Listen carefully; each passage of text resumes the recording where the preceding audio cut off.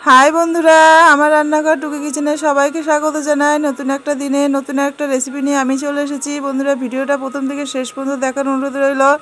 দেখো, আজকে কিন্তু করব আলু কুমড়ো পুঁইশাক দিয়ে বড়ি দিয়ে রান্না। তোমরা কি এইভাবে রান্না করে খেয়েছো? দেখো, আমার রান্নাঘরে তো আমি পুঁইশাক এইভাবেই রান্না করছি। তোমরা অবশ্যই কিন্তু কমেন্ট করে বলো যে তোমরা পুঁইশাক কীভাবে রান্না করো। বন্ধুরা, তোমরা যে আমাকে এতটা ভালোবাসো তার জন্য কিন্তু অসংখ্য ধন্যবাদ। বন্ধুরা, তোমরা যদি চাও আমার কিন্তু ইউটিউবে চ্যানেল আছে, সেখানেও তোমরা পাশে থাকতে পারো।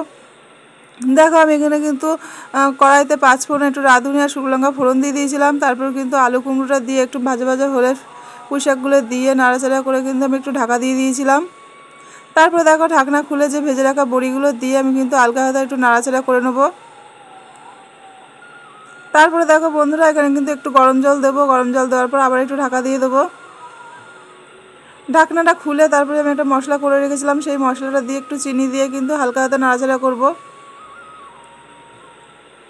বন্ধুরা, দেখো আমার কিন্তু রান্নাটা হয়ে গেছে। বন্ধুরা, ভিডিওটা ভালো লাগলে কিন্তু লাইক করবেন, শেয়ার করে, পেজটা বেশি বেশি করে ফলো করো, পাশে থেকো। দেখা হচ্ছে নতুন একটা ভিডিওতে। সুস্থ থেকো, ভালো থেকো।